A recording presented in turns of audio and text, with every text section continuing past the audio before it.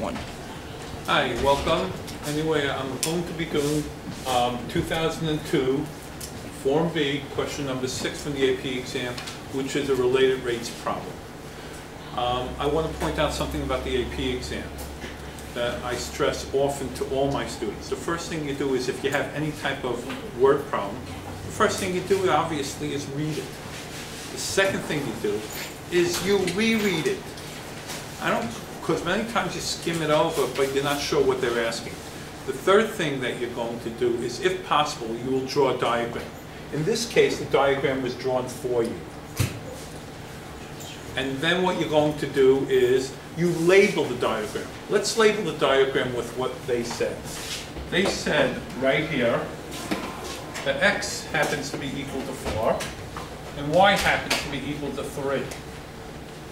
They're also telling you that ship A is going in this direction at a rate of 15 kilometers per hour. Well, if it's going in this direction at a rate of 15 kilometers per hour, what we can say is dx dt equals negative 15. It's going, the distance is decreasing to the lighthouse. And it's also telling you that ship B is going north at a rate of 10 kilometers per hour. So we'll call dy dt equals 10. And that's the start of our picture. We labeled our picture. The next thing you're going to do, after you label your diagram, you're going to set up an equation. Well, we look at this closely. We have a right angle here, because one is going due west and the other is going due north. So we know we have a right angle. And we're going to say a squared plus b squared equals c squared. And by using the Pythagorean Theorem, 3 squared and 4 squared, we know that z will be equal to 5. And the next part of the question asks, what is dc dt? What's happening to the distance between two ships? Are they going further apart, or are they getting closer? Is it increasing or is it decreasing? Well, let's work it out. Well, we know x squared plus y squared equals z squared. Well, if I'm going to look at the rate at which it's changing, I can say 2x dx dt plus 2y dy dt equals 2z dz dt. Well, whatever you do to one side of the equation, you do to the other, because I'm solving my equation now. And I look at 2 as a constant and everything, and I divide everything by 2. And I'm left with x dx dt plus y dy dt equals z dz dt. At that point in time, I substitute the numbers in. Let's look what we have. If I go back to my original diagram, I'm going to say x is 4 and dx dt is negative 15. X equals 4, dx dt equals negative 15. Y is 3, dy dt equals 10. And all I'm doing is substituting right now. That's all. 4 times negative 15 plus 3 times 10 equals 5 times dz dt. Negative 60 plus 30 is negative 30 equals 5 dz dt. And dz dt is equal to negative 6. Now, technically, yes, you can leave your answer like that. You're finished. I personally stress to my students, write the answer with a sentence. I don't care how easy you think this is. So what I ask them to do is write down the distance between ship A and ship B is decreasing at a rate of 6 kilometers per hour.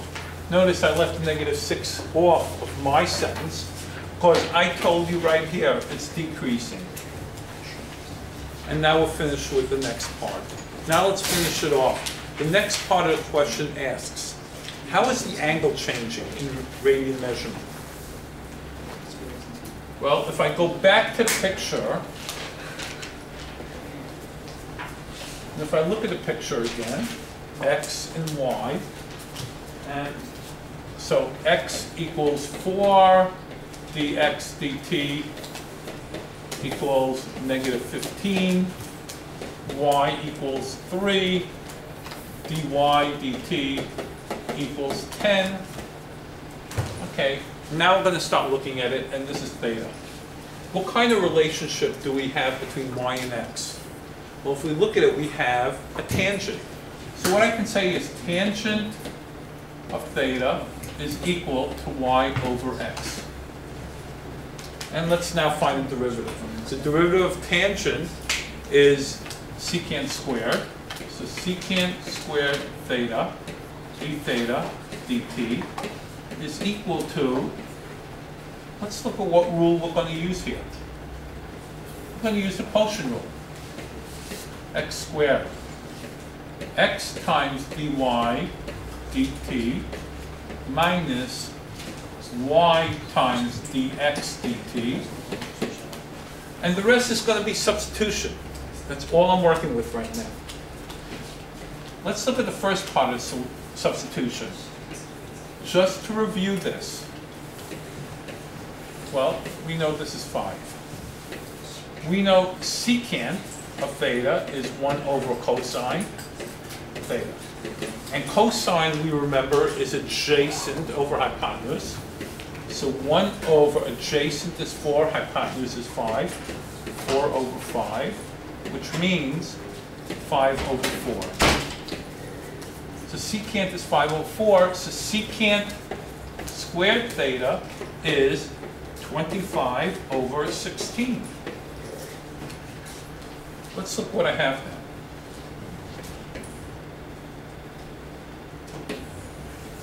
(25 over 16 d theta dt is equal to x, which is 4 times 10, which is dy dt, minus 3 times -15 over x squared. Well, that's 16. So 25 over 16 d theta dt is equal to 40 plus 45 is 85 over 16. Well, go back to your Algebra 1 skills. 16 over 25. 16 over 25.